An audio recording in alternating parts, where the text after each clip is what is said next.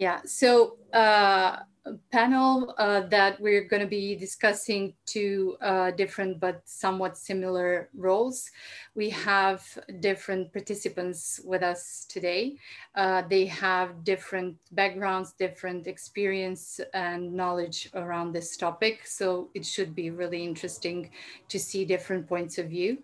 They're going to be sharing their experiences with the previous companies and the current companies they're in, and give us a bit of insight around what they have noticed and learned on this topic. So tonight with us we have Nikola Trajković. Hi, Nikola. You managed. That's good. Yeah, I managed. Sorry, guys. No worries. We have Anna Šiljković, Nemanja Živković, Gabriele Giganti, Maja Sinković, and Sergei Serdechny. So hi guys, good to have you here. I would like actually us to sort of start by just going in rounds, and so that you can actually introduce yourselves, just give a bit of context where you work at the moment, what position, and maybe just a glimpse of the experience you yourself had with these two different roles. So I'm gonna call you out the same way that I just said your name. So Nikola, do you mind going first? Sure. Hi, everybody. Yeah, I'm currently working as the product director in company Nielsen for the division sport division. I don't know but this is the topic that actually I kind of pushed because for me it's very interesting. Currently, in my company, these two roles are really separated, and I'm facing some challenges personally, and I can see that the whole company is facing some challenges because of that. In the past, I was also working as a product manager / product owner. Actually, I've also faced just changing the naming for the same role. Yeah, I was also working as a pure PO, working closely with developers and only that, but also like in the past, both tackling strategical things and very operational. So yeah, that's something I don't know if I should say more, but definitely having experience in both roles, and also being called in both terms. So yeah, that's me. Thanks. Anna? Hey guys, I'm Anna. Currently, I'm product manager at NoFormat. NoFormat is a design and development agency based in Belgrade and New York. We have 2 offices. I'm in tech industry from 2014. And since then, I was taking different business and product roles. I built my career mostly in smaller, up to 50 people companies with strong startup culture. So today I'm mostly specialized working with startups, and I'm taking that product management role, working something between product owner and product management. So I'm leading product teams from discovery to build phase, after that launching, post testing phase, and again pivoting ideas. So this is my startup experience. So like comparing to Nikola, who is mostly now in corporation, I have totally different startup view, working with crazy startup people who wants everything now, yesterday. Thank you. Nemanja? Hi, everyone. So I'm currently taking the role of product manager within Schneider Electric DMS in Novi Sad. So it's a big company, mainly producing the software for managing electrical power systems. So really complex system with more than 40 development teams and more than 50 people in charge of product owners and product managers. I've been on this role for around 6 years, so product manager role. And before that, for a year and a half, I took the position of a product owner. Thanks. Gabriele? I'm muted. Hi everyone, Gabriele Giganti, product manager / product owner for a product called CloseOut. We're in telco vertical, dealing with real-time field quality reviews and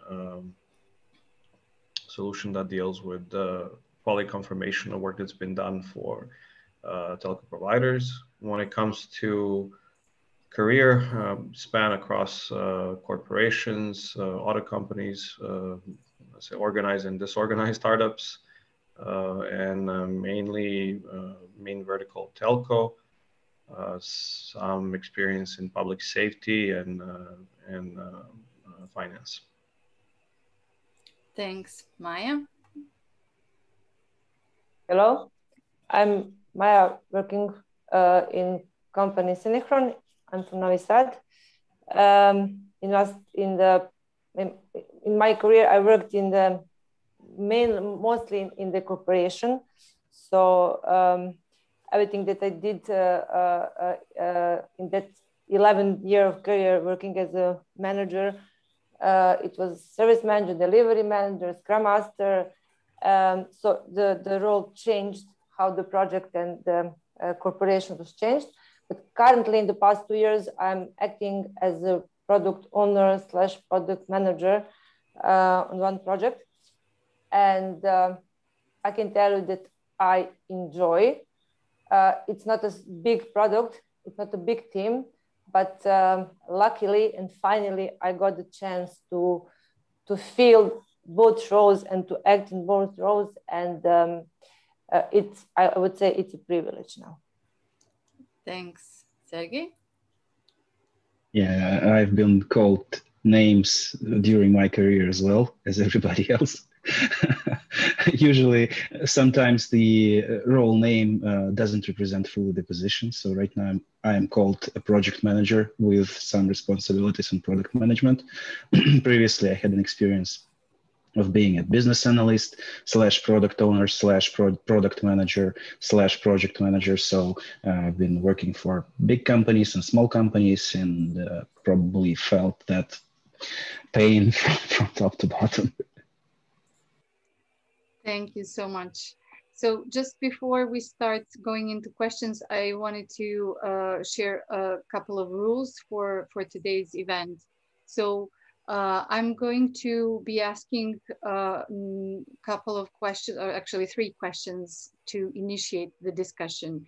But what I would like for our audience to actually raise the questions that they have and put them in chat. And once we go through the 3 questions that I intended, I'm going to be going and reading the questions from the chat so that our participants can answer. I hope that works for everybody because the whole purpose is that we jointly discuss this topic. We don't have any specific experts here in the area. It's more about sharing the experience that we all have. So it's important that you are included in the discussion. So for the first question, I actually wanted to address something. So usually when a company starts building a product, they start with one of the roles, right? It's either product manager, product owner. They usually don't have both. So why does the company, and at what point does the company actually introduce the both roles? So maybe I'm gonna again sort of call on each of you to give your point of view. So Nemanja, could you maybe start this time? Yeah, of course.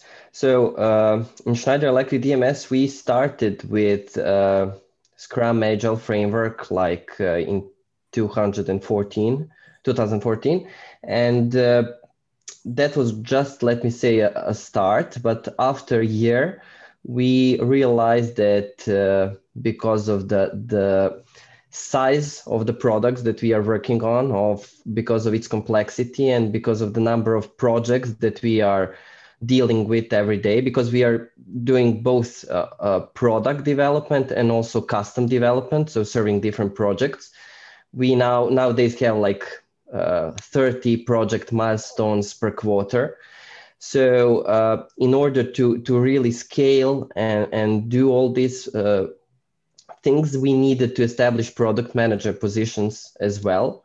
So dividing those two, mostly to be product managers, the one which are in charge of tracking the industry trends, listening to the market and making roadmap, but also designing high-level epics and features, while the main role of the product owners was to really translate those business requirements into language for developers, and to prioritize backlogs, which was really hard thing, much harder than in many other companies, because as I said, we have like 30 ongoing projects at the same time, and it's really hard to prioritize. So we had some kind of that split of functionalities and roles.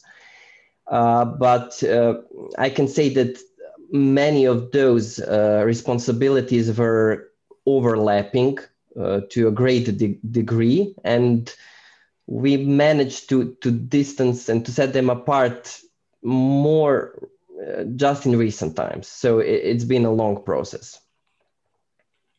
Thanks. Anna, could you go next? On the second place. Okay, sorry. So I have... It wasn't intentional. No. So I have a different story, different perspective of naming these roles. So currently, and in previous, and in few companies that I worked before, not product, but service companies.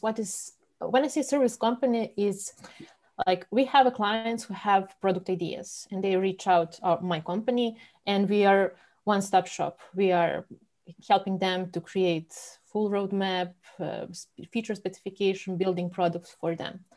So I'm using Scrum for years, but in situation when product is not in-house product, what I'm not a product owner, because at the end I'm not owning all business decision, roadmap decision, etc. And on the other hand, I have Scrum Master and I have developers and designers. I have my product team, and for them I am product owner, because it is easier for me to take ownership of some decisions, ignoring a client, because it's faster and I feel that I can make some decisions. But in other hand, I'm teaching a client to be a product owner, like small baby steps to present some Scrum events, how to make decisions, why to make decisions. Because from my experience, I never met a client who is a good product owner. So after sometimes years, they can learn, they can adapt or have that role in their company. But at the beginning, they just have a passion, a lot of ideas that someone needs to focus and to play that product owner role toward the team. Because I met a lot of clients who start building a product with some product teams, playing product ownership role without knowledge, and product team without product manager role that I'm playing in this case. And it was disaster at the end. They start creating some roadmaps and features set by themselves. Product team just go and develop it without asking. And after a few months or 6 months, they got nothing, like not working and full product. So this is how we as a community invent in service this product management role that is something between product owner and the client and the product team. Thanks. Gabriele? Okay, the unmute state. So I would say the main reason why we're seeing this split is I would say that due to the overall product management framework. So companies perceive that one person cannot be held accountable for strategy and market research, vision leadership in terms of product, the whole lifecycle management, user experience, product backlog, roadmap, and then business model and financials, of course. So therefore, they split the role by these two names, where in some instances, the product manager is perceived as somebody who deals with more on the strategy side. So they're looking maybe for market research, some vision and leadership, and then product owner is somebody who's more I would say, team-oriented or operative in terms of user experience, product backlog, product lifecycle management. And there's, of course, some hybrid models, which these topics are not, I would say they're not strictly split. They're rather hybrid, where there's overlapping, and then there's some split I would say split ownership of these teams. And again, mainly I would say maybe because it's decision of the decision that it's way too much, especially in complex products. And I would just like to add, as I mentioned before, is somewhere there is approach where the product is big enough or large enough, complex enough. There's verticals where one person is responsible for everything. This and then that's how scenes makes it easier for him to carry on this burden, right? So from my experience now, I'm carrying a lot of burden, and I might be strategic in some sense, and then operative in other. So, and then I have, of course, we're setting up a framework for a lot of things. So hiring people who are going to be doing certain things, but somehow I'm going to be overlooking that these things fall into pieces. So generally that's it for me, I would say. Yeah, thanks. Sergei? Yeah, my experience says something similar to what Gabriele already mentioned. So I was working for a company which was domestic in Belarusian market. They created a nice product which they could sell effectively to Russian clients. And then they decided, to go global. And by the time the portfolio of the products also increased significantly within the company.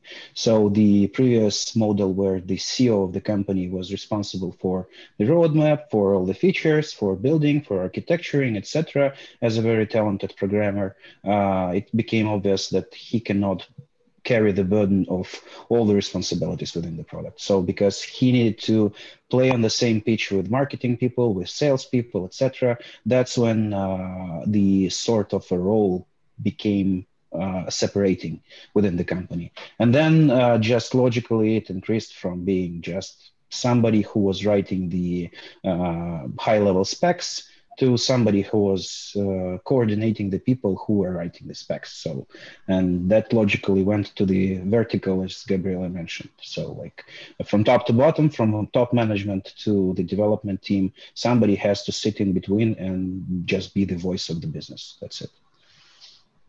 Thanks. Nikola? I like what Sergei said, like voice of the business. By my opinion,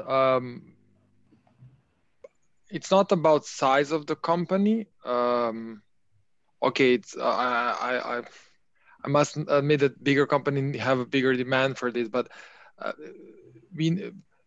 organization needs to have person to say what, and not only how.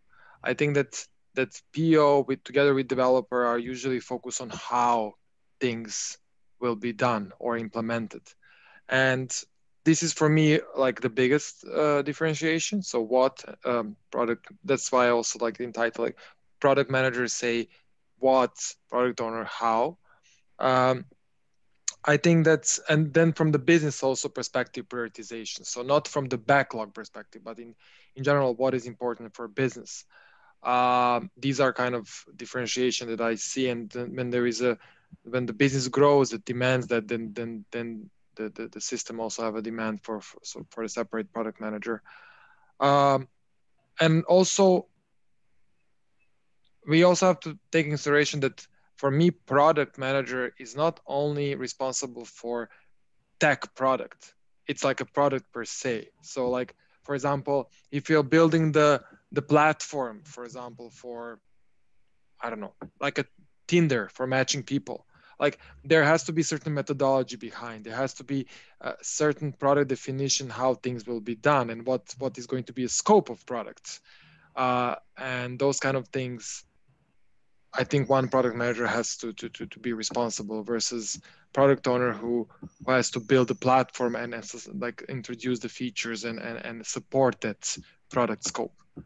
And again, going why there is a need, I think just the the focus and how big and complex things are.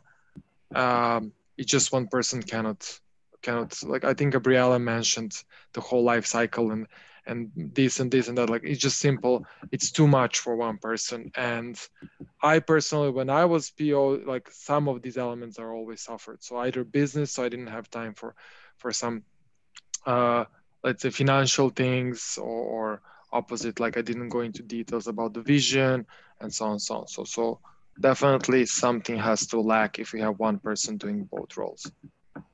Thanks. Maya? Okay, so from my experience, I do think that every company, whatever business it take care of, needs kind of product manager who is responsible for the delivery, for the budget, for the resources, for everything that runs the project.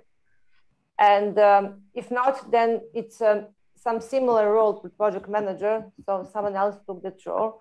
So I don't think that neither project can live without kind of project manager, however we call that. On the other side, product owner, what I see so far, that three reasons why the company needs product owner. First reason is that you have the client who is not from IT business. So they came to us and say, I want you to create me an airplane and it only needs to fly. So someone needs to understand what is behind. So product owner needs to be involved on that side to discuss all the things and be responsible for those requirements and understanding the product. The other cause is that client sometimes does not have enough time to take care about product owner responsibilities. So they're more in focus on the business, on the end users, on everything that comes on that side, on the business side. So they need someone who, as a product owner, who will be that buffer in between them and the other part of the team, development team. And the third cause maybe it's that even that have time, have resources, they really want to be in contact with the stakeholders, with the end users. So then they need kind of proxy product owner who will be there only to follow kind of rules, processes in order to define everything needed for the development team. Thanks. I just want to remind our participants to start putting their questions in the chat. Since we took a look at why the companies sort of starting to implement both roles, I'm interested to hear what would be the differences and for that, the similarities of these two roles. So Anna, now you're first. So when I'm listening to all of you guys, I understand that structure actually is really similar, just naming is different here, okay, and real ownership of the product. But like for us, I'm product manager, I'm working with product team, but in your corporations, it is product owner role.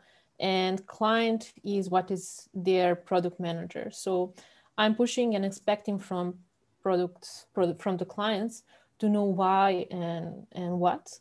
So we are working a lot, challenging. So product team needs to understand these things so we can create a product that supports their goals, their assumptions, and at the end, system of monetization, whatever they want to achieve. So I think I agree that one person cannot play all these roles.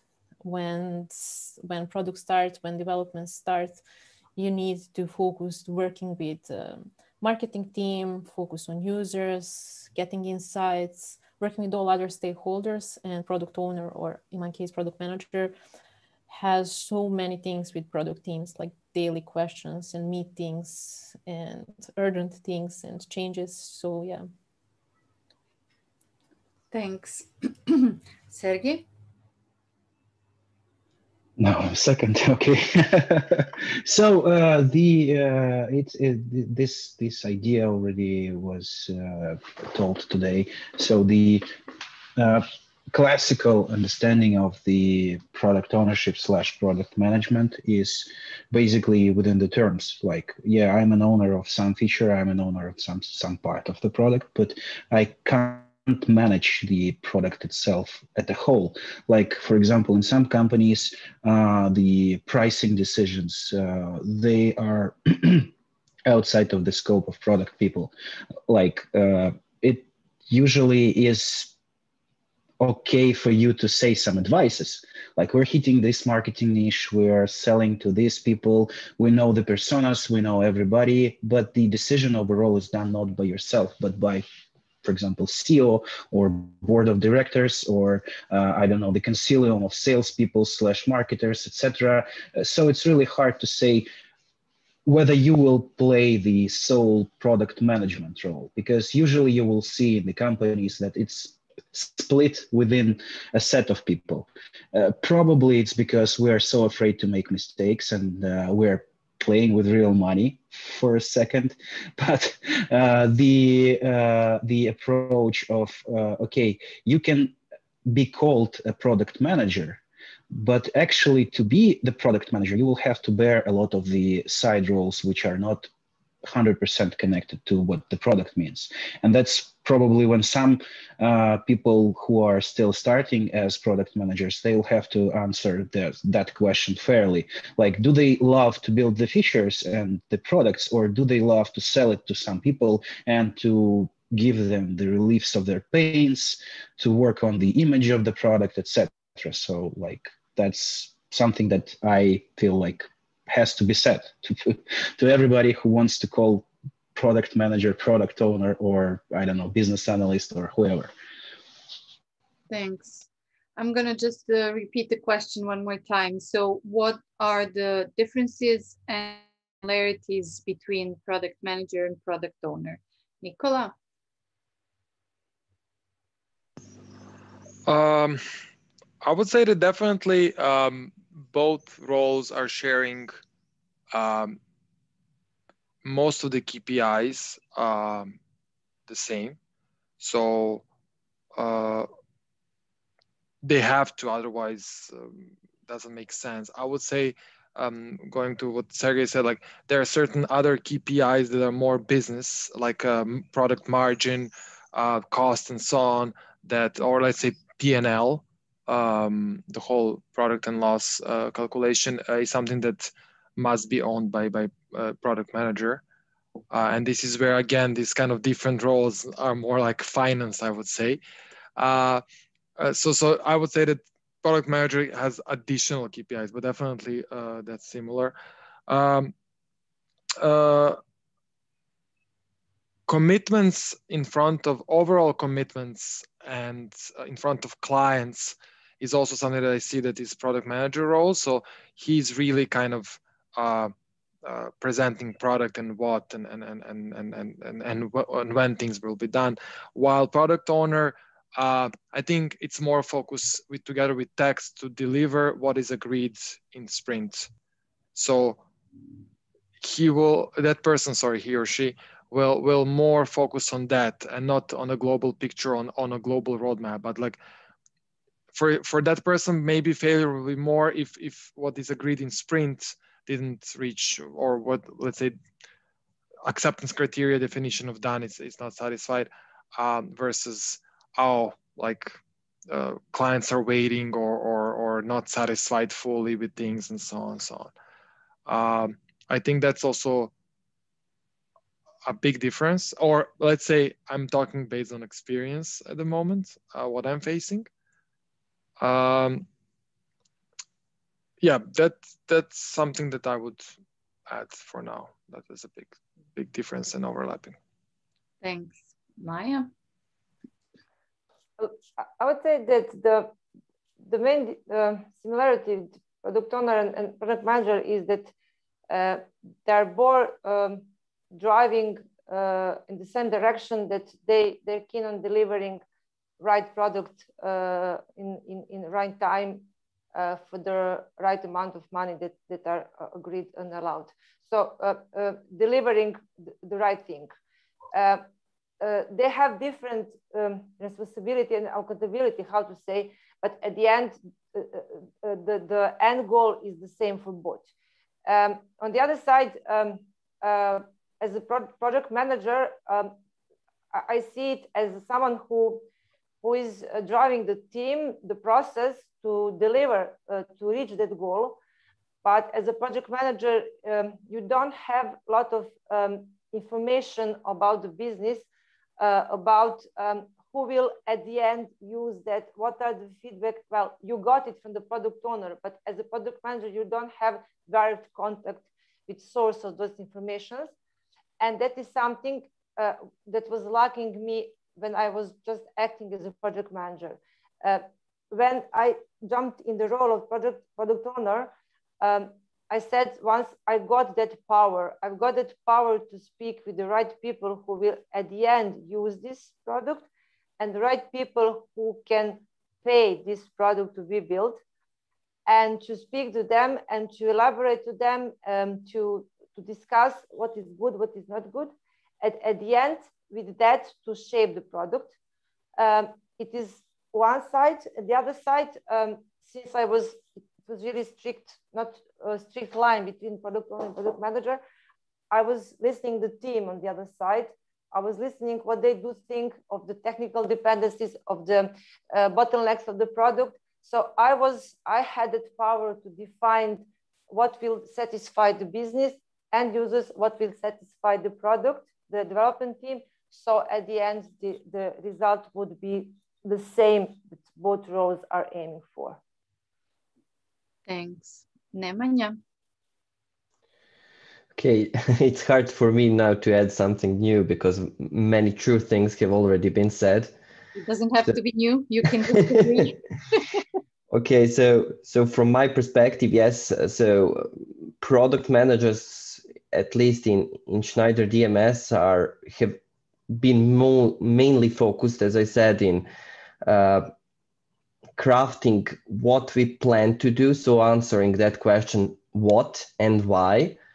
But looking a bit further on, so contributing the roadmap, so 3 to 5 years and even longer vision, and also grooming that high level items and epics down to some level, while the product owners are the one who really translate it to the technical people and help develop. They are the ones who are there every day with developers and which really answer that how question.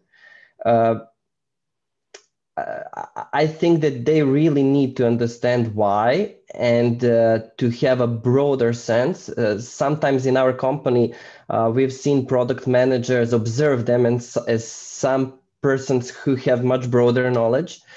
Because the product is very, very large. So product owners are generally focused only on some small portion of the product, while the product managers are the ones that have a bit of a broader knowledge. So we have also tried to expand the knowledge of the product owners, and but that difference usually also meant that some much more important decisions with bigger consequences were usually made by product managers. And product managers are the ones that not until recently took too much care about the money, but this is something that we are doing now. And we are trying to, I think as Nikola said, to look at it as entire offer. So not only from the technical perspective as the product, but as a whole offer. So how it should be delivered, how it should be made, what are the channels to reach the end customers, what is the complete value proposition, what are the target segments, and all the aspects, while the product owners are usually drilling down deep into some technical parts of that value proposition. In our company, we have separate roles for project managers. So we have product owners, product managers, but separately project managers and project teams. So those people need to work together with the product teams to deliver the solution to the end customer. But the project managers are mostly responsible for that special project. And they also have a team which has subject matter experts that look like a product owner from some of your experiences, from what I can hear. But we have that as separate roles within the company from the product owners and the product managers.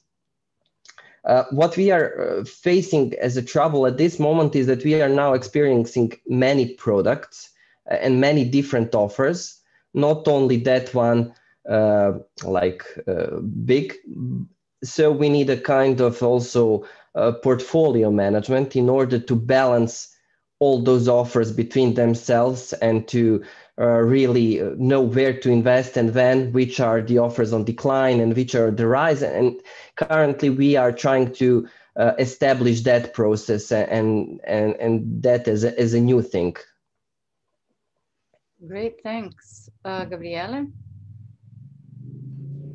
Okay, so to quote the famous pop song, a great artist, Pharrell, right? The blurred lines. But as Sergei mentioned, really, the fear is really one of the factors that create the separate lines in this this whole story that we're engaging in here.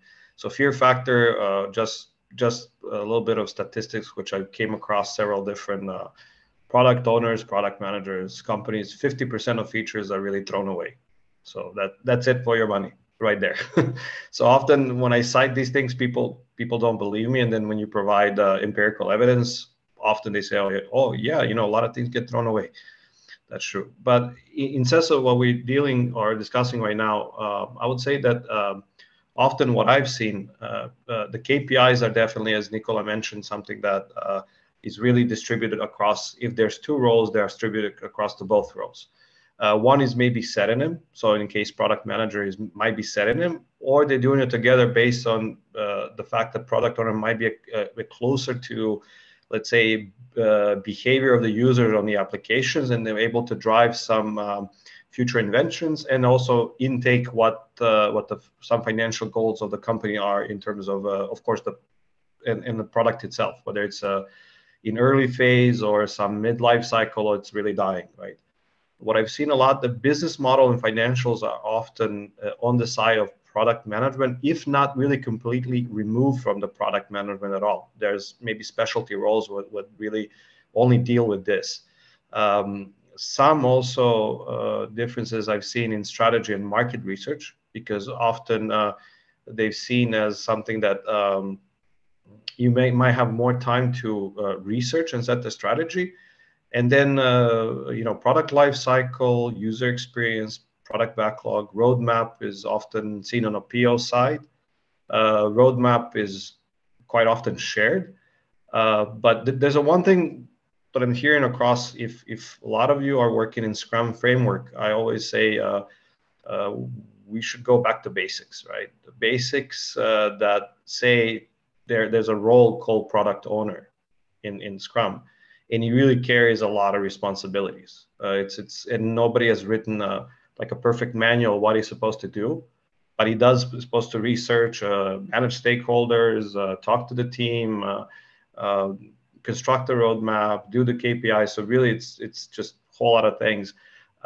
Unfortunately, the splitting of these two roles and working in such framework brings about this unfortunate case of product owners which are not autonomous. And that brings a lot of dissatisfaction among the people, because often you see people say, oh, we need a technical product owner. And when you ask them, what's that? Oh, that's somebody who talks to the team. Okay. And then he understands the language of technology, etc. It's like some guy comes from other planets, says, oh, hey, I need to build a Death Star, and how I go about that. So I think that's the main unfortunate premise, that we are, especially because Nemanja mentioned that they invested in agile transformation. And I've seen some examples of humongous fintech companies which invested millions in this, and they create product owners, but they create them often with less autonomy, which in the end really puts a strain on their job, because they don't see the clients, you know, they don't participate in some strategy, and very often they know, you know, from the trenches what the product is and how the users act with it, how do they behave, and these and then of course you have these micro things which he's trying to put into roadmap, saying, hey, you know, he's screaming from the bottom, there's something needs to happen before you guys come up with some, you know, big line of strategy. Like AKA, we're missing, for example, a whole nother technology which we need to upgrade, and that will cost a lot, right? So if we don't do it, we fail. If we do it, we fail. So that's it from my experience so far. Thanks. People have started to put the questions in the chat, so I will start going through them. Sorry, Anna, I just want to add, Gabriele, like you explained literally my daily job, like with Peos trying to push some software updates that will take half of the sprint, and I'm not allowing it. Yeah, and the funniest story is when I say, okay, we're a great Scrum company, and then you know, I've seen an example, real life example, when a 91-year-old CEO of a large company pays for agile transformation, goes through all the courses, perfectly understands, he reads like tons of books, talks to the coaches, and then he drives down to some of his managers, says, hey, so how the guys are doing the sprint? He says, what's a sprint? And you're like, okay, that's money wasted too, right? But all right, enough of the jokes, right? Okay, so to the questions from the chat, Marco S. is asking, is there possibility to be a product owner in some Serbian company, even though I don't have developer experience? Who wants to take this one? Yeah, go ahead, Gabriele. Okay, I think yes. I mean, although I do have engineering background and developer experience, I think it's quite possible. A lot of people shift to this career because I think I like to call Peos product owners, because I'm a great believer in Scrum, and I think Mr. Doroslovac here, he can propagate later, right? But in essence, there's a lot of good qualities which really you can possess and not be an engineer. You can be a good in stakeholder management. You can have a good attention to detail. You can think of a vision of something to build. You know, you maybe have done your work in market research. So people, they come from all walks of life, business consultants, marketing people, maybe somebody from user experience standpoint, from people who build great user experiences and user interfaces. Really, I think there's no really, you know, there's no university for this. There's no one single path. I think it's a combination, even respect from some team members proposing people from within to rise to these ranks and get that great burden, right? Joy. So I believe yes. I've seen it. So yeah, I have a question. I would add just, I have marketing background. Yeah, that's what I was going to say. Who is not the developer here? Yeah, I'm not. Yeah, but yeah. I learned I feel so confident in technology. I'm not a developer, but for so many years and so many products going through my hands, I feel super confident. And I never felt from developers and product team that they feel superior, understanding something. They're really polite, trying to explain me why I have so many why questions. So yes, of course. I think there is a lot of quality in business people who are taking these roles, having all the time strategy and business goals while we are developing products. Yeah, Nemanja wanted to add something. Yes, I can also confirm that in my company, a number of POs have not come from our development ranks and they do not have any development background, and still they are very, very good product owners. So the most important thing for us is for that person to have a good business thinking, to really understand the business drivers and the business needs of the client. And that's like the most important thing. So the technical background is not so important. Sometimes for those people, it can be a bit harder because developments can raise some high efforts to develop something and some technical concerns, which you may have trouble understanding if they are true or not. But this is something that can be learned in time and overcome. So absolutely, yes. We have really good product owners that do not have any development background. Mm-hmm. Nikola? I want to distinguish developer experience versus technical. So I would say developer experience, no. Some technical knowledge is something that, like nowadays, I think that everybody has this enough knowledge. I'm referring to my father who doesn't know turn on computer. So like, how can I explain to him, and how can he learn what is release, what is QC, what is A/B testing? So just like for those kind of people, I would say that it's super hard. But it's more. I would also another thing. I think even for product owners are usually, or even developers who became product owners are usually the one who were possessing certain skills, like we mentioned, like the guys mentioned, that are not so typical for developers, with, of course, no offense to do. So they were actually not finding themselves into the development role and asking to be product owner because they were more business oriented, and so on and so on. So definitely there is no need for develop. I have also IT diploma, but I never professionally develop anything. So, and I'm like, let's say, product owner and product manager. So yeah, right there with you. Yeah. Yeah. Let me just add one more thing. I'm ex-developer, and where development helped me, it helped me when I'm acting as a product manager, because there you are mainly on that side working with the team. As a product owner, I do think that everyone who has kind of feeling of that management of what the product owner does, for example, if the business is medicine, pharmacy, I don't know, car industry, it's even better that you knows that kind of business rather than to be the developer. So I do think that it really depends on what kind of business. So for me, I do think that it's not necessary to be completely a tool for the development to be the good product owner. Thanks. We also have a comment in the chat around this topic. Igor Gasovic is saying, I've seen QA people moving towards product management. Not sure how common it is, but seems like a natural progression, as QA also represents customer in a way.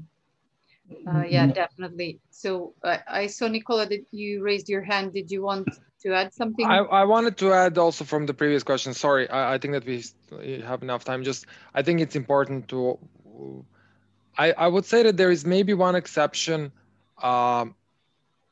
when the product is super technical.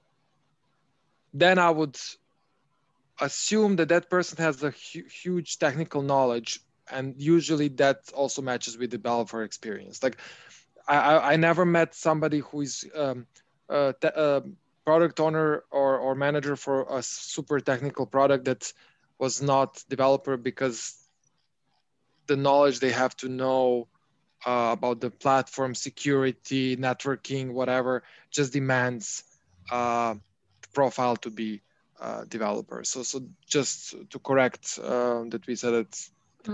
That's my opinion. But these are extreme cases.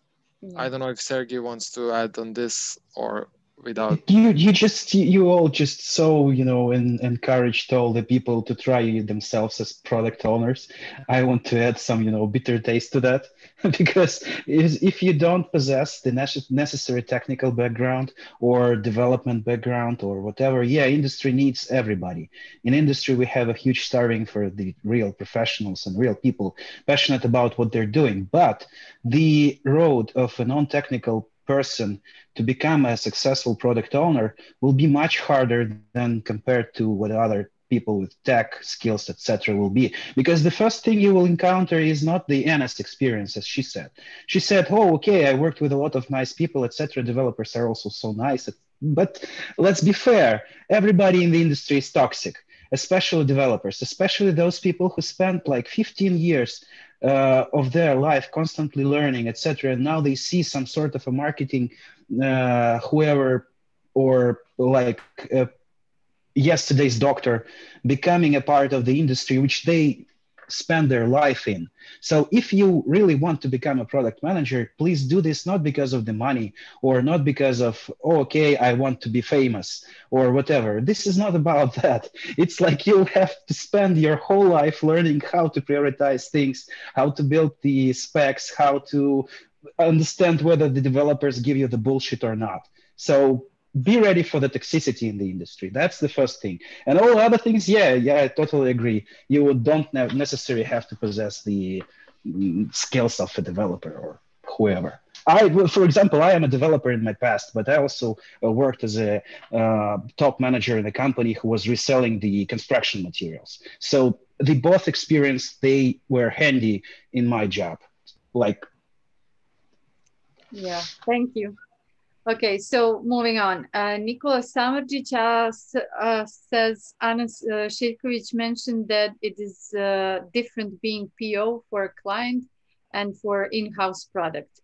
What would be the main difference when you are PO PM for a client or for in-house product? Anna, nobody answered really the last question regarding the QA. So we continued talking about the previous one. There was no question, to be fair. It was just a statement, but you can if you want to. Well, I think that it was a question. So is it common in other companies to have QA progress to the product management position? Like progression. Sure, go ahead. I'm not applying for that because the guy asking that question, Igor, is from my company, so we want to hear the experience from the others. So yeah, sure, no problem. So does anybody want to answer this question? So how common it is for QA people to move into PMPO roles? No, they're professionally deformed. They always remain in their. Okay, sorry, that's him joking for those who don't know him. Yeah, of course. Don't take me seriously, right? Please. Yeah. Okay, but seriously now, do you want to answer?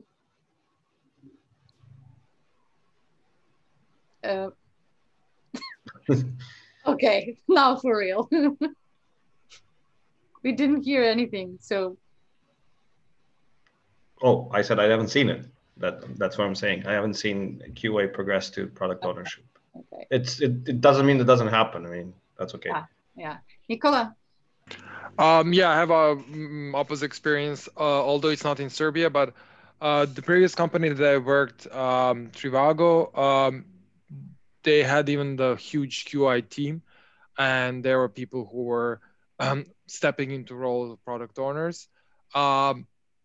I would say that the company, the Trivago, was very open-minded and giving a chance people to switch to roles.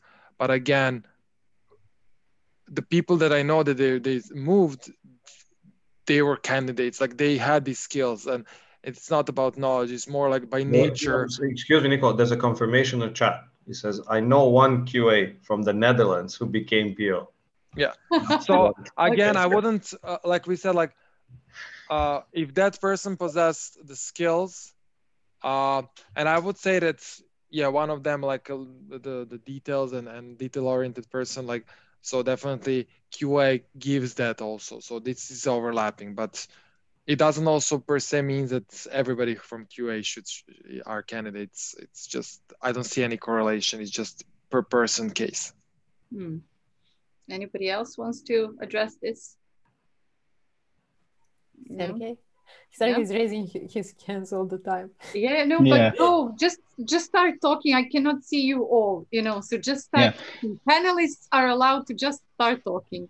So I saw QA people becoming successful product owners. I saw tech support people becoming successful product owners. I saw business analysts and tech writers becoming successful product owners. And also I saw bad examples of that transformation. So it's probably doesn't necessarily has to be that way.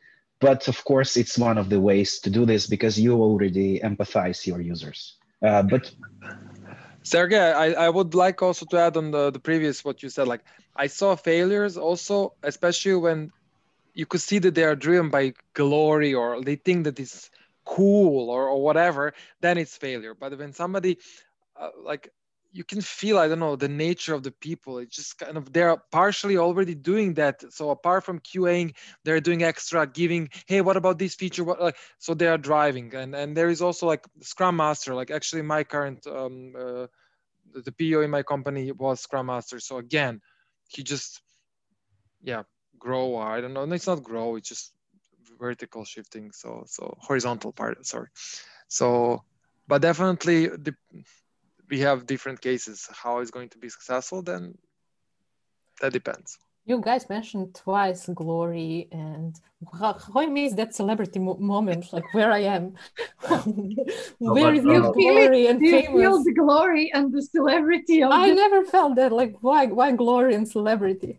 That's partially probably coming because of because already guys mentioned that some of the responsibilities of product management is to represent and present the overall roadmap to the stakeholders, to show on the big events like, hey, we've invented this feature, etc. So probably that might be the driver for some people. Cool, yeah. It's what business developers are doing every day.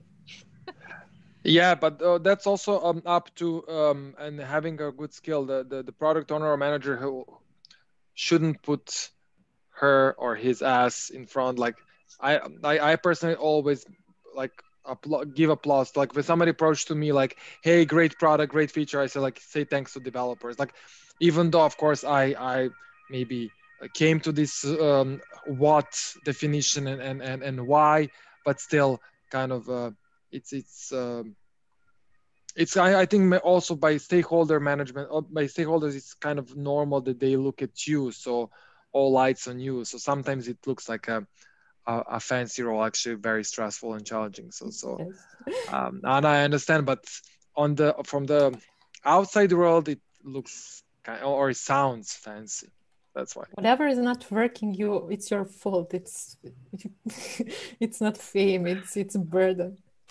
Okay, everybody has a different point of view on that, but let's continue. So I think we've answered around the QA and the transition from QA to PM. We can move on to Nikola's question around the in-house PO/PM versus the client as a PO. So Anna, do you want to start with this because you sort of raised it? Yes. So I can align some things what Sergei says about autonomy. So when you're working with clients as service agency, every project is restart. You need to educate clients and to understand their structure and to fit in your process to guarantee some quality.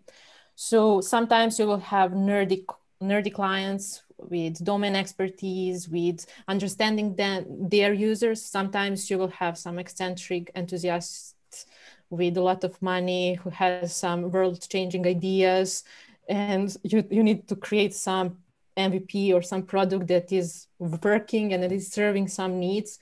And sometimes you will have some clients that are just representing their companies, and you are missing all strategic decisions, all updates about users, about their company. So you're giving some small things of information, and you need to work and to align whole product and roadmap according to that. But on the other hand, in products, when it's our product, I find that these product teams are less efficient, because when you are service companies, it's like I have a budget, I have a team, and from my company perspective, I need to fulfill this timeline and these hour rates because like we are paid for it. When it's our product, sometimes we are using resourcing and changing decisions that are not cost effective. But on other hands, when I was product owner in startup in our company, it was so easy talking with all stakeholders. I was always there on the informations, where informations are. But I guess when you are in big corporation, it's not always like that. So sometimes you are served with some informations, just even if it's your company product. Okay. Nikola. Anna, yeah, sorry, just to ask also on this. How do you see also that when it comes to external and giving extra mile, like versus you just want to satisfy client what you agreed because you're paid per hour and that's it? How do you see that as a potential issue? I think it's the same question. Should I hire internal team or external team when I'm starting a MVP and the product? And it's all about team and the people at the end. So I'm giving extra mile because I really love these things and I feel that these products are mine. But I know product teams that are, okay, it's time material, we are working, whatever you say, we will create that. We will never challenge that. I'm challenging that all the time. So I'm fighting with the clients and like, no, that doesn't have sense. So we cannot do that. So it's all about team and people. You need to interview and to trust the team. It's the same as you're creating a startup and hiring the first team. It's not about idea at the end, it's about the team. If I'm financing startup, I will look at the team and their capabilities, not about idea, like not about just about idea. Okay. Anybody else on this topic? To add that for me, it's not important whether it's your product or it's a client product. For me, what was kind of bottleneck is that when you're on this side working in Link in Serbia and your end users are somewhere in some other country, it's hard to fulfill that role that product owner has. It's to speak with the end users, to spend some time with them, to collect the real feedback, the real information, gather that in the right time, and then to be able to, using that information to build and shape a product. It's the main, for me, it was the main issue when you are here and you don't have that, especially now in this pandemic, it's not easy to fly in some other country and speak with end users. I do see this is the main bottleneck of being product owner in Serbia if your end clients and users are not here stated in Serbia. Just to add on this, for like not just if you're not in Serbia, I cannot align totally with that, but if you are a service company and they are clients, sometimes they want to include you to talk with all users. Sometimes they start to spamming me, forwarding some feedbacks of the user, push me on all other stakeholders, agency meetings. And in one point you need to push back because you don't have that hours. I have, for example, 20 hours for that clients weekly, and I cannot manage a team and start to be included in all their strategic meetings, decision and everything, because like I can work overtime for myself, but I don't have that hours because I'm in service. Maybe we should hear from somebody who is doing the in-house product just to understand the difference. Yeah, for in Schneider, generally product owner. So as I said, we are developing in-house product. However, we are also doing customizations, but the product owner generally does not speak with the end customers. So for product owners, our product owners, the main customers are customer-facing roles within the company. Those are those subject matter experts within the project teams. And on the other hand, product managers coming with the product inputs. So from my experience, in-house product owner are not so much facing end customers, but only internal, let me say, customers. And we do try to expose them even to end customers to gain experience and for their satisfaction and everything. But it's sometimes really hard to do. So in our company, we have those customer-facing roles, so project teams and subject matter experts who are the ones talking directly with the customers and generally doing the product owner's job regarding that custom development. But the product owner, because there is only one product owner for that development team, he is the one or she who generally has the full responsibility over backlog. So generally, even that subject matter expert taking requirements for the end client needs to go to in-house product owner, translate the requirements, and then that in-house product owner is the one who drives and defines how they'll be done with development team. Does anybody else have anything on the topic? I can go briefly, yeah, right? Sure.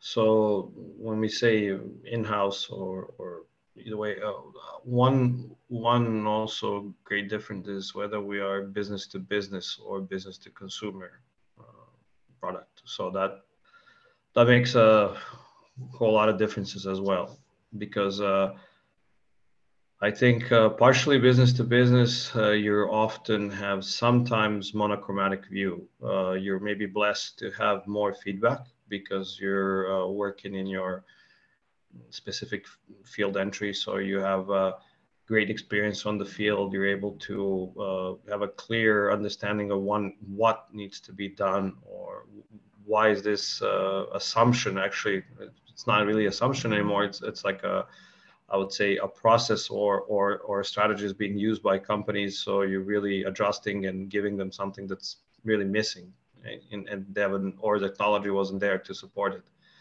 And in business to consumer, I think it's a far tougher job because it's really driven by a lot of that money factor and a lot of the different user behaviors, which honestly, when I say here in Serbia, of course, we are very, I would say in some infantile stages of product. We have a very few Serbian grown product companies which are shipped to the consumer world. We have business to business companies, but we very, I would say, young and small product market, right? So I would say that the difference is how you really set your KPIs and what your goal is, what your industry, what is your whole vertical you're working in. That's, to me, that's the main difference, because either way you're going to run into some stakeholders. You're going to have to manage them. You're going to have to figure out what are we talking about, is it worth their money, and then in the end I think that the whole communication stakeholders always comes out to some brutal say cutting or de-scoping or deprioritizing, because as Anna mentioned, if people push for the money, then it's really what you're saying is ship the most rudimental form of things which they need to have present in the application. If not, everything is really cherry on top, given the fact that they often want to build the BMW with the budget of I don't know, Opel. So that's it. Okay, thanks. Yeah, I think we can move on from this topic. Thanks everybody for this. Nikola is saying thanks as well. So the next one is from Tiana. I think Tiana made a comment on something we were talking at that point, because I'm not sure at the moment what that was. So maybe the question should be, what is desired difference by individual? I'm not sure I know what it's referring to, but there is a question below that. So for POs, do you have difficulties with product managers, if they exist in your organization, when it comes to responsibilities? And if yes, why is that? So the people that have experience in PO roles, and if there was a PM in your organization, were there any difficulties in terms of responsibilities between you two, and what were they? I can partially try to uncover that according to my experience. So the there might happen two things, but which are not exactly related to PM and PO roles. The first one is the management responsibilities and how toxic your manager is. If you don't have the common ground, if you don't have the, how it's called, the chemistry, so that you don't feel the partnership, that obviously might become a problem within the company. Plus also the answer to the question, who has the resources, the overall resources of the company. So do you have the possibility to push on for some marketing efforts? Do you have the responsibility to push on for some sales efforts, etc.? That might be a problem if the both roles have different visions of that. So this actually comes out of the first one. So I worked as a product owner within the company who had a really great potential in one of the small things that we were building. And there was, like, I prefer to say, 1.5 developer working on that full time, plus I had the responsibilities of the backlog. Despite that, within 1 year, we had X3 in unique users and retention, the company decided to move on with other products. That what might be causing you some sort of insatisfaction within the company. So you have to be ready for that, as well as we already mentioned, like 50% of the features come to the trash bin. Like 70% of your ideas or specifications or designs or whatever come to the trash bin. You have to be ready that sometimes you will lack resources as a product owner. If you are a product manager, you have to be ready to distribute resources effectively as the company sees that. And if you have the, great relationships with the product owners, that's what probably may cause you talk to them more, like explaining that. And that's, again, coming to the first question, you might have a toxic relationship, which you can't skip. Yeah.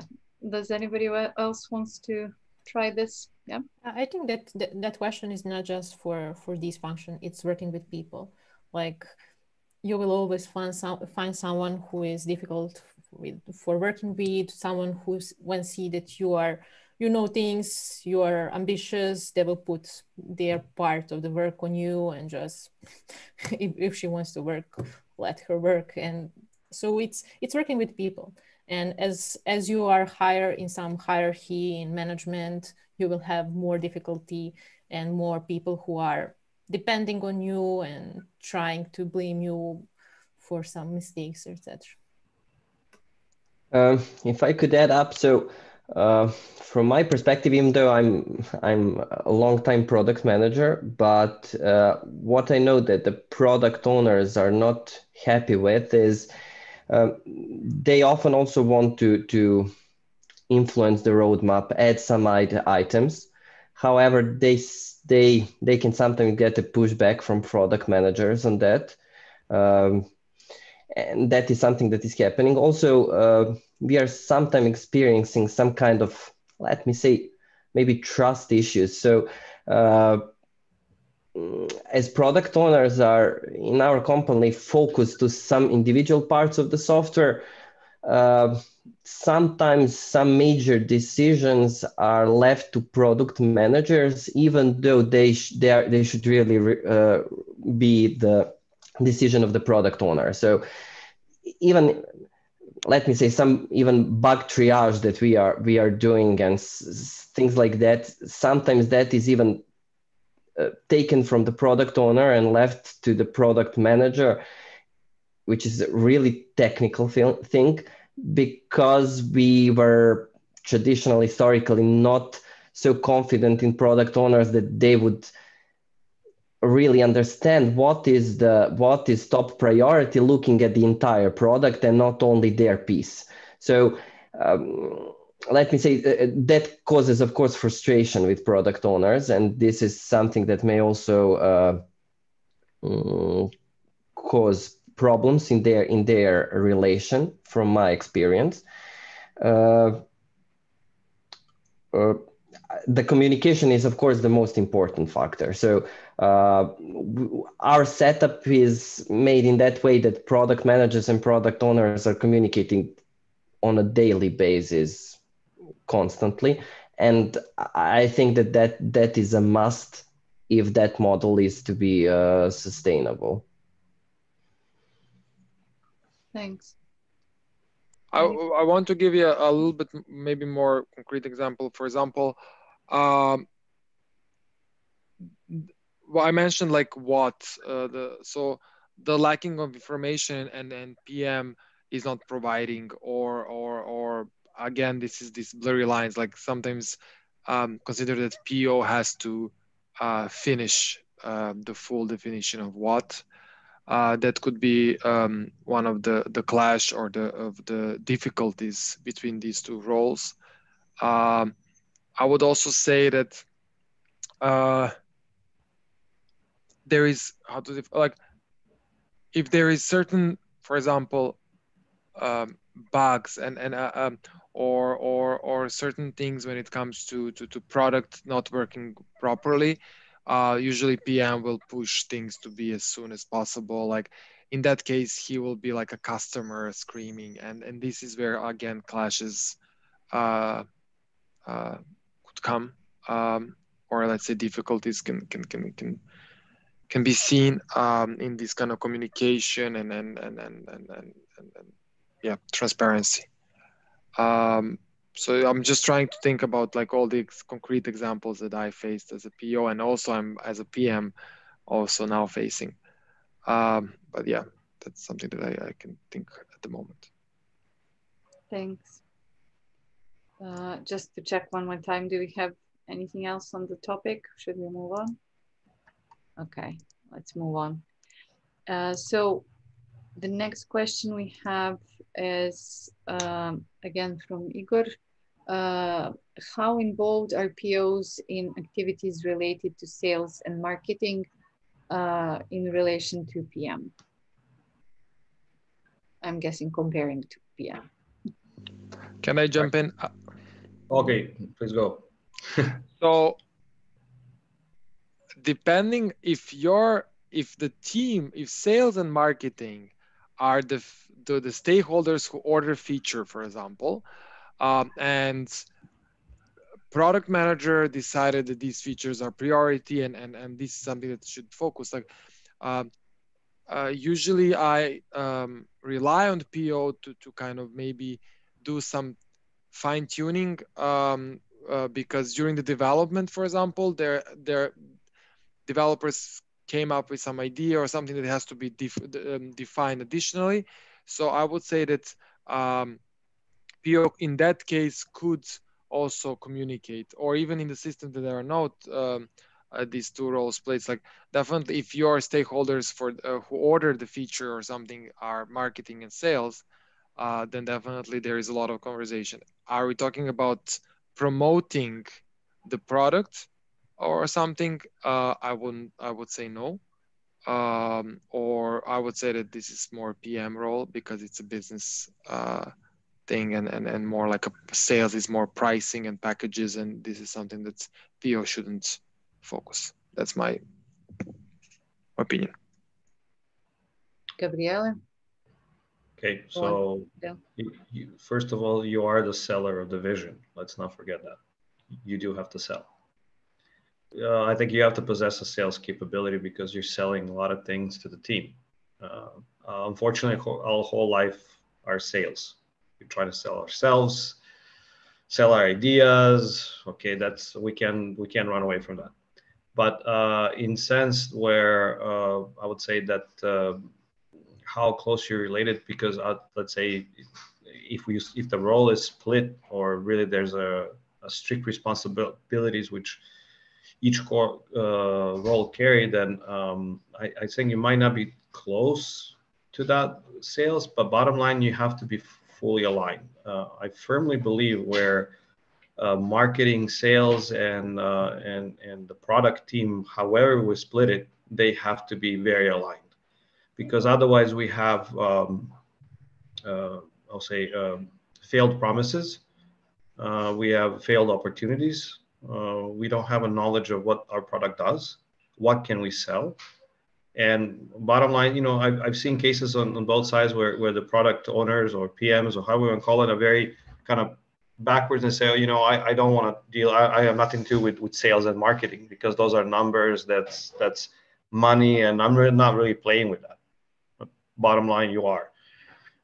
In essence, I'm a firm believer in some close help to either role, whatever you call them. It's unavoidable, right? It just sometimes you have to work with somebody who can help you out to overcome the fear if you have one.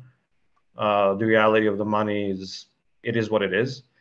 I say throughout the career, in my last company, I was working in Holy Code for our women, and I just really would like to raise a flag. That's one of the most transparent companies that I've ever worked in terms of how finances and sales were presented and what the numbers were. So when the whole pandemic happened, there was an unfortunate case with 36 of our colleagues lost their jobs in one day, right? Well, effectively they were getting let go because simply VC that was a round that's supposed to be invested. Let's say one day you had the offer of X amount of money, next day everything was shutting down, and that meant some really tough decisions.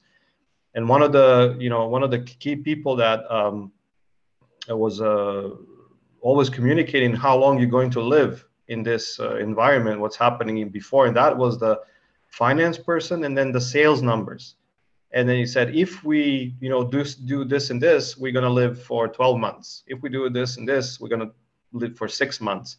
But then you're really pushing for people, okay, sales have made a big deal, or they signed another client, and what are we promising, what are we delivering, what do we got to fix? And then you're suddenly aware of it, right? And that was a really rude awakening, but it was very, very transparent. And I think often companies have this it's like some veil of secrecy when they're saying, oh, there's this big client, oh, we have enough funding, or you can do this. And big corporations tend to really have enough funding, so you don't have that worry. But I'm certainly, you guys can attest in positions where you didn't have a lot of money, and often, how do they call it? It was a silver bullet. If you're supposed to make some feature, you have a silver bullet to make one, and if you make it, then you have another silver bullet. Otherwise, you don't have it. It's like a werewolf coming at you, either hit it or not. So at some point, luckily, I was in this position. Honestly, that there was some issues with money every once in a while somewhere, but not at a point where I have to pull the trigger for something that's do or die. So sales, yeah, important. Be aligned, talk to them, discuss it. Don't be afraid. No. Yeah, just to add what Gabriele said, I do think that everyone was in the situation that your development team needs to implement something which is at all not possible with your product, because sales sold it somehow without previous alignment with the project manager and development team. On the other side, how many times, again, sales saw something that it's not aligned at all with the product vision, meaning that it's not aligned with the product owner. So I do think that this relation between from sales to product owners and product managers should be more strict. And on the other side, I do think that product owner needs to advise with the sales when creating the product vision, because sales know the best how the market is going on, what are the most in trend business requirements. So on that side, product owner should collaborate more with the sales. Thanks. Do we have anybody else on this topic? No. Okay. Moving on then. Budimir had a question. Does the PO have direct communication and responsibilities towards the client in your company? Participates in design sessions, testing, etc. Or she is just a proxy between the project team members and the development team? Who wants to take this one?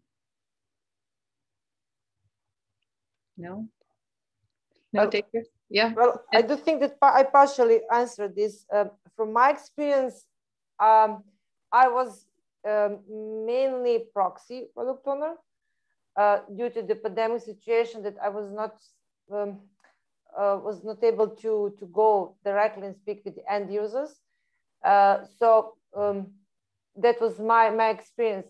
There will be chance in the future, but for now, I didn't on this product. I didn't have time and moment to go. So I was mainly proxy, and as I said, Anna didn't align completely with me. But sometimes, if you're not so close with your end users and customers, it's not always easy to get the right answers, to get the real feedback, to have interviews with end clients. It's easier where you can have direct communications face to face, and sometimes where you are here and there on the other part of the world, it's not so easy. So in that situation, you're more proxy. Thanks, Sergei. Okay. So I just wanted to add that the first thing that I learned when I was just starting my career as a product owner is that you have to make no commitments to your clients. That's the first thing. If you have only internal clients, yeah, you can promise something, but you should always avoid committing to some features or to some deadlines to your customers, unless you have the 100% or even 150% confidence in that the release will come on time, because you will always have that whining, especially within the communities of the highly demandful customers, where they are for a long time, for a million years, waiting for you to fix that button and to make it green, not red. Another thing is that you will have to spend some time with your users and with your customers. It's just a part of the duties.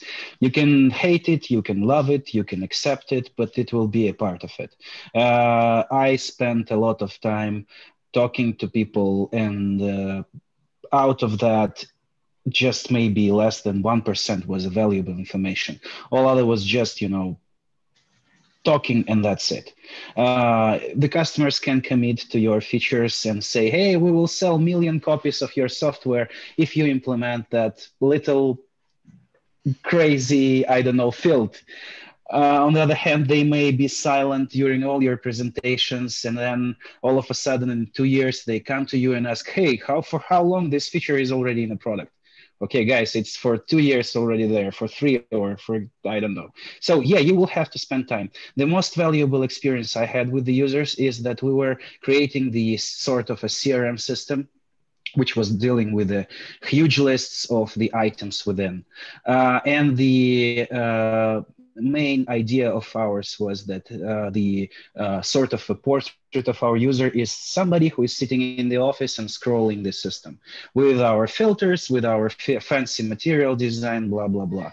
And the first thing I saw when I came to real customers is that they're working literally with the tablets, because they were, like that sort of transformation to digital, whatever.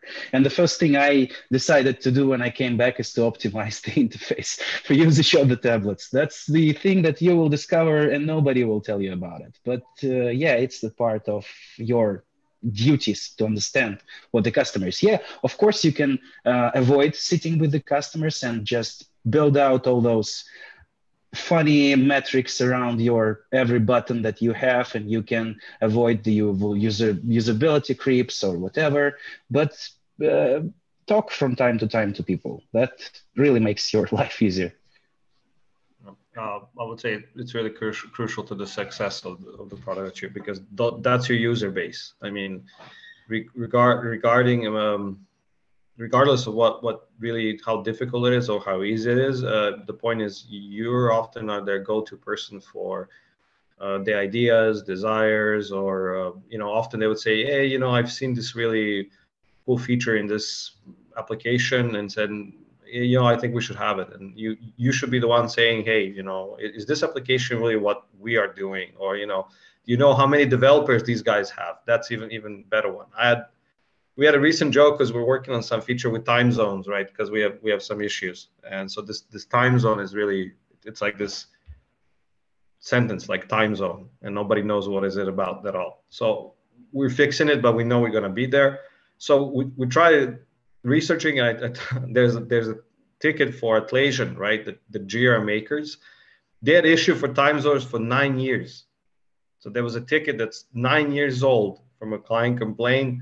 Each year, somebody guy pushes it up, somebody leaves a comment. It took him 9 years to solve some specific issue with time zones. So in some instances, I've seen companies like Web Unity, they used to have a position of community product owner. So this was a product owner who was actually facing the wrath of the angry online players. So they put this person in the arena with the crazy people, right? And you're supposed to answer the tough questions. When is this fix of this, sword not really cutting somebody's eye out is going to be out there in 9 months? So I read, this is really one of the amazing things I read. I was like, Jesus, I would never want to go there. The thing is that you're going, like, this guy had an experience where he was going like almost to gallows pole every time. He had a feeling like somebody's going to kill him, right? Because he based on all the feedbacks from different product owners, this guy was actually pushing really the community client view, not just the feature buildup. But he would say, there was a huge voice saying, we need to have this awesome new level and whatever, something that's gaming related. And he would say, okay, I understand, but there's this game's coming out, and I'm sorry, but this will not be in version 1.0. And then, that would be backlash, that's spitting on the forums, his family and everything else. And somebody says, hey, but this is the guy we see every day. This is our tie to the company. So really, it's interesting how somebody builds a relationship. It's like love and hate relationship. So over the years, the guy actually gets to grow with their public, right? So he's a really loudest voice, and he's your best shot that you're really building a good thing or you're fixing the right bug. Because he really insulated that doesn't give you any feedback, and happened to all of us. Sometimes you just live in your world, you say, I need to push this, and then suddenly, application's down. Like, okay, how about we stop sprint and we fix this, right? Because nothing will work. So it really, I think communication, maybe number one things you should be doing as product owner. Thanks. Can I jump in just to I would agree that when it's overall, like when PO/PM is a role, I would not say that in the systems where these things are separated, that your responsibility is that you have certain responsibilities. So facing clients in the systems where we have separated PM and PO, I would say that there is no need to like, from time to time, for maybe kicking off some new product ideation, the PO participate, but responsibility toward clients is on PM. As I said, like in the systems that we don't have this when we overlap the roles, of course. So definitely somebody has to talk with clients. Somebody has to take the insights from them. The question is, does PM, because we have sales, for example, and in B2B, for example, it does PM has to speak again? Yes, somebody has to from product speak. So in that case, PM has a responsibility to speak with clients together with sales or whoever. So just want not to confuse maybe the audience about that. Nemanja? Yes, also, so within the question, there was also emphasis that there exists a project team who may be doing such things. So if there is such, for example, in our company, as I said, we have product owner, product manager, but we also have project teams. So in our company, the project teams would be the one facing the customers, not the product owner in general. Product manager, yes, as Nikola said, but mainly when discussing some future large development, roadmap vision, and getting some customer feedback. But usually for some designing of the functionalities and similar, that would be done by project guys. But I would never say that the product owner is then only a proxy, because the product owner is the one who is responsible for that backlog, for implementation of these requirements, prioritization, and everything else. So it definitely is not a proxy. So I would not agree with that statement. Okay, thanks. I can share my experience just because I cannot align with corporations, so it's different. We are building products. And I always have product designers in my product team. So I never worked on purely technical products. So of course we are doing some usability tests. We are talking with the clients and it's really beautiful when you have designer mind and technical mind arguing on refinement meetings, because they are really bringing some value in totally different UX perspective and technical perspective, and trying to find something in the middle that will bring a value. And product owner who is putting, but this is why we are building is think about users, think about money and timeline. So yes, my experience is that as much as we have insights, if we can have some interviews and partially tests, it always helps with building a product from the scratch. Thanks. I'm mindful of time. So I think we have time just to answer one more question. And there are two left. One is how common is for Scrum Masters to move to PO roles? And the other one is, where does the business development manager role fits in the whole product ecosystem? So what do we take? Which one do we take? I think we replied about Scrum Master. I also even mentioned that when we say about QA, and yeah, I think it's just the same. Like I even mentioned that my current PO was Scrum Master. So that I can add. I initially started as a Scrum Master in the product. So we all know that Yodas can transform. That's cool. So let's go for the other one. So where does the business development manager role fit in the whole product ecosystem? We mentioned product managers, product owners, project managers, QA, but where does the business development manager? That's easy one. Nowhere, really. Okay. How do they relate with product then?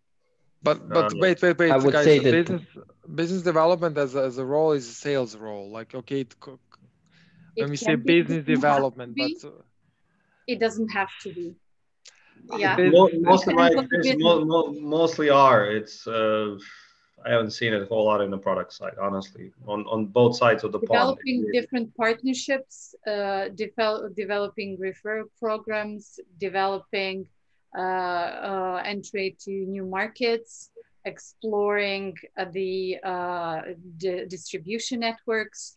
Depends. This is all business development. So it really depends what we're talking about. Nemanja, I can see you're nodding. Go ahead. Yes, I would say that from my perspective, at least what we see as business development is largely part of the product management and even that portfolio management process. So generally getting and thinking about that entire offer, how to wrap it up, what should be its parts, how to approach the customer, how to deliver it. So we are building nowadays those offer managers, which is really business development practice, and those are part of the product management in our company. Anybody else wants to try this one? For me, business development is somebody who needs product support in order to roll out the idea. So if there is certain opportunity to expand the business or to develop the business, so either it could be okay going into new market with the existing product. So it's just, for me, that's why I say it's sales. But if that person or team identifies some new business opportunity that then needs a technical or / product support, then there are our stakeholders who will sell that. We will prioritize among other things and build things. It can also be part of strategical planning, of course, but so I see that as a stakeholder of the product. Cool. Totally agree, because there is usually even a common abbreviation for that, BDSM, Business Development, Sales and Marketing. So we usually expect to see that as a part of the upgoing business, I don't know, billions of dollars in contracts, either with existing product or with, some adjustment to whatever you have. I think that the biggest connection is that whatever this person is selling, product or service, that person really needs to know product or a process. So if you are selling something and you really don't know what is possible at the moment when we are talking about it, if you don't have basic overview of capabilities of your team, of your product, and some cool examples how we managed to fit something similar previously and how it was, how process worked, like you won't be a good business developer. So you can bring a technical person each time or support, but they, from my experience, they don't have super selling skills. So mostly you need to sell your team or your product before you're bringing them, and they are just for final confirmation. Okay, these people are, or product, they are existing. They know, they are talking about some technical things that guys who are listening literally don't understand, but okay, there are some people. But if you want to sell, you really need to be into product and up to date and to understand things. So. Anybody else? Okay, seems that's it. Well, thank you so much. I think we went through all the questions in the chat and just in time. Thank you to our panelists. You were amazing. And thank you to all the participants for your questions and for the engagement here in the chat. This would be all for this time's event, and I hope to see you next Tuesday. We will talk a bit about the UX design and product management. Thank you, everybody. Thank Thank you. you. Bye. Bye. Cheers. Cheers. Bye. Thank you.